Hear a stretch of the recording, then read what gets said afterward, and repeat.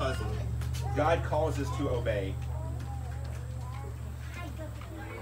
God tells us not to be like the Pharisees, right? What were the Pharisees like? They would stand in the street corners and they would pray really loud, not because they were doing it for God's glory, but a lot of times we see the Pharaohs did that, or the Pharisees did that because of their own recognition. They would go in a spot where they knew everybody was watching, and they were going to pray, and they were going to make sure they were recognized. So, in order for us, when God's going to fight for us, right, the church, we have to be obedient to what God's doing. We have to be obedient when we don't have the full picture. We have to be obedient when it doesn't make sense. We have to be obedient when it's hard. The second thing that we need to do is we need to keep our eyes on Jesus. Exodus 14:10 says this: as Pharaoh approached, the Israelites looked up, and there were the Egyptians marching after them, right? They kept their eyes up. You ever notice this? Is that I think it's funny. If you look around, these right here, I think have ruined us in a lot of ways. If you ever go to dinner for people, or you're walking in what's everybody doing, right? We're looking down. We're looking down. And I'm making a correlation here because I think a lot of times in life we spend too much time keeping our heads down instead of looking up to where God is. Right? We're missing out on some opportunities. We need to be looking. We need to keep our heads up. You know, some year back I made a decision I was going to do this, right? When I was out in public, I wanted to make a point that I make eye contact with everybody. I kept my head up, right? Because I want people to see a smile, right? How are they going to see Jesus if they don't see a smile on my face? They don't see me engaged, right? And so we have to keep our eyes focused on Jesus. I'm afraid that when we spend too much time not looking up to Jesus but looking down, we're missing out physically. The opportunities God puts in our life. We're missing out on spiritually opportunities God puts in our lives when we take our eyes off our Creator, right? And we can read Hebrews 12:2, and what does it tell us? It says, Hebrews 12:2 says, let us fix our eyes on Jesus, the author and perfecter of our faith, who for the joy set before him endured the cross, scorning its shame, and sat down at the right hand of the throne of God. Consider this, him who endured such opposition from sinful men, so that you will not grow weary and lose heart, right? We fix our eyes on Jesus. No matter what dead end that we face, no matter what situations in our lives, right?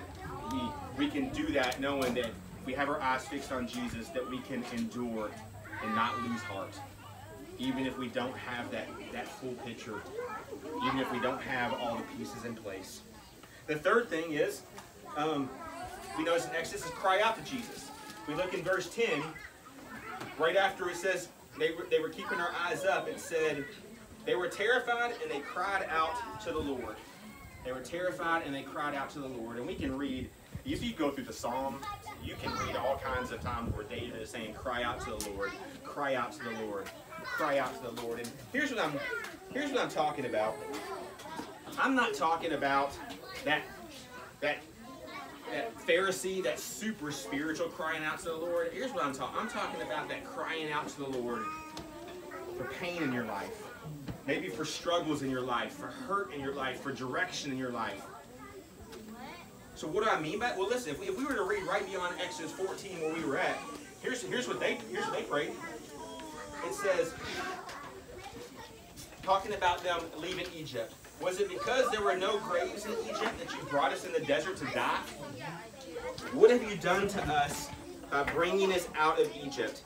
Didn't we say to you in Egypt, leave us alone? We would have been better off here? I don't know about you, but that doesn't sound like a super spiritual Christian prayer, right? They're crying out saying, why did you do this to us? This doesn't make sense. God, we don't have the full picture, but you know what? We would have been better off in Egypt. Right? We have to cry out to God. We need to be open in our hearts as we cry out to Jesus. We need to be open in our hearts. You know, the Israelites didn't hold back, but here's what I would encourage us. How are we praying? You know, sometimes a simple prayer that I pray is, God, just listen to my heart. And my heart ain't always saying the right things, but God, I need you to listen to it anyways. Sometimes my heart's hurt, but God, I need you to listen to it. Sometimes my heart's joyful, and God, I want you to hear that too. Right? Why do Why do we neglect to give God who we really are? Let's stop being like the Pharisees, and let's give God an open and honest talk. Let's cry out to Jesus, because when we do, He hears it. And if we were to we could spend days on this scripture, and we see that Jesus not only heard them in Egypt, He not only heard them prior when He was calling Moses to lead the people. God heard them. And when we cry out, He hears us. And then lastly, not only obedience, not only crying out to Jesus, and not only keeping our eyes on Jesus, we need to be still. And we need to be quiet. And we need to listen to God. So Pastor, so you mean that God doesn't need me to talk? I don't care how well we talk. God doesn't need our words, right? So you mean God doesn't need my strength and my power? So you mean God doesn't need my wisdom or my abilities? You mean God doesn't need that?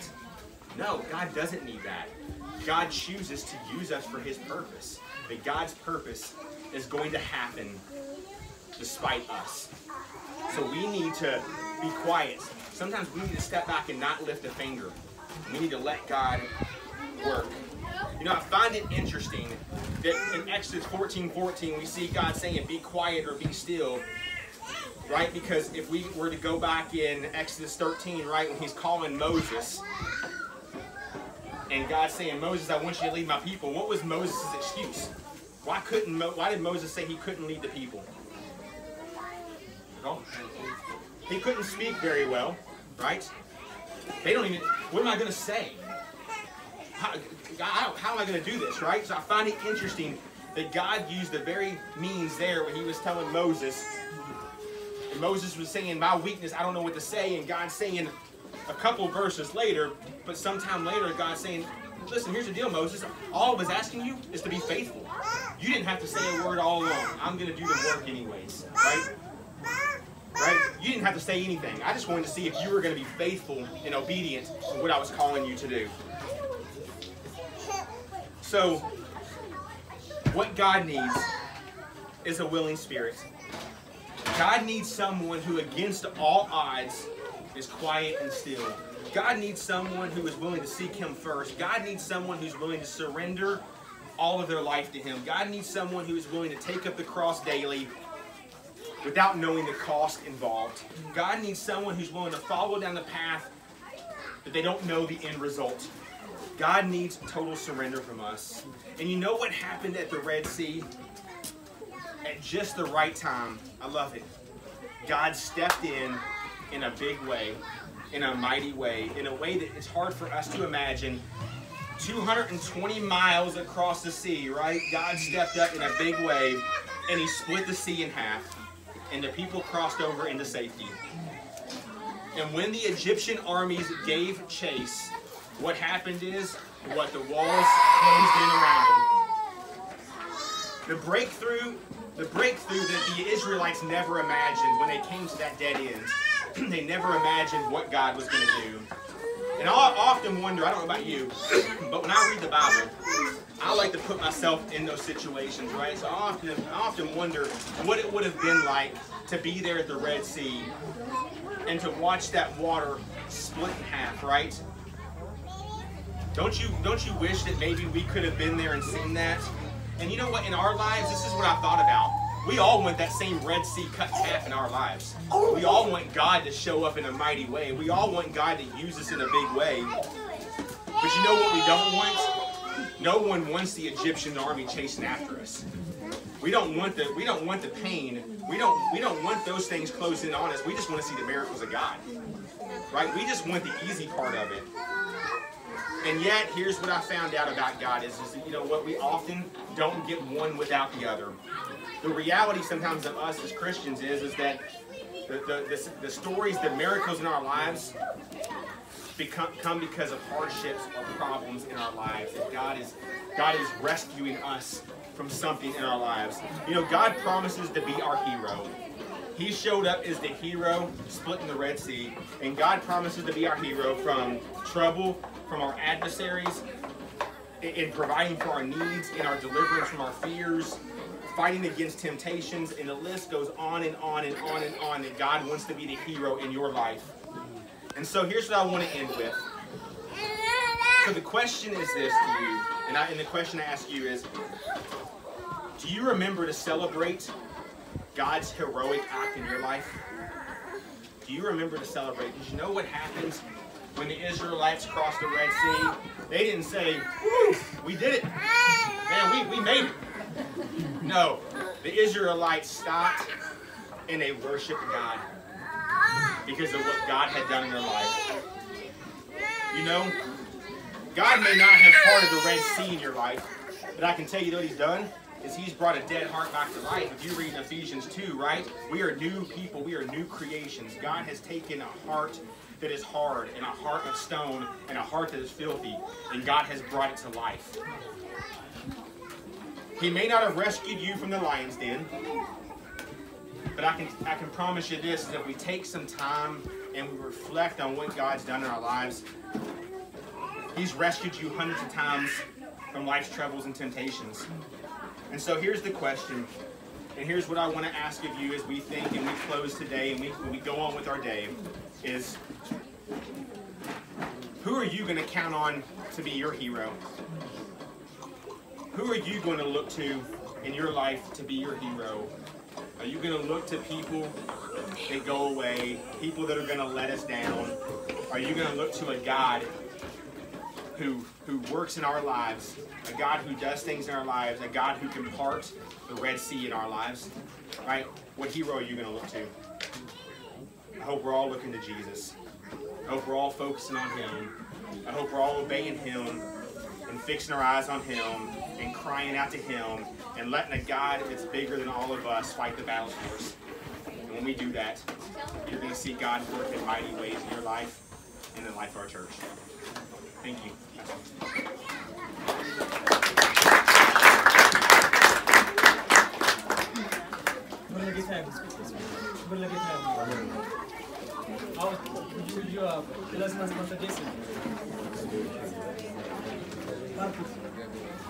Bless him. Bless him. God bless him. God bless him. Thank you. Thank you. Thank you. So I'm going to wrap up for those who couldn't hear English. I'm going to wrap up the message, okay? በአማርኛ ላሰማችሁ ሰዎች ትንሽ ነገር ይበላችሁ ትንሽ ነገር ስልከታ ጌታ የተሰበከው ከዘጸአት ምዕራፍ 14 ላይ አይደለም ምንድነው ሜሴጁ በህይወታችሁ ጀግና ማን ነው የሚል በህይወታችሁ ጀግና ማን ነው አራት ፖይንቶችን ያስተማረው እስራኤላውያን 435 በግብጽ ማለት ከቆዩ በኋላ ከግብጽ ሲወጡ የገጠማቸው ታሪክ አንብበው ነው በዚያ ከኋላ የፈርዖን ሲያሳድድ ደግሞ ከፊት የኤርትራ ባህር ተደቅኖባቸው ይያለ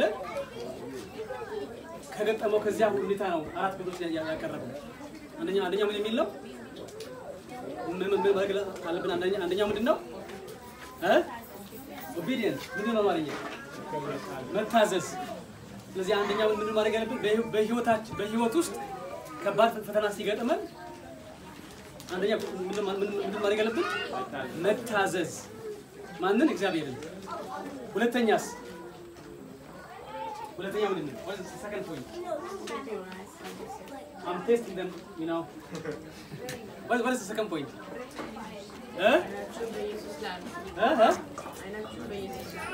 yes fix it with eyes on Jesus አይናችን በኢየሱስ ላይ ምን አድርጉ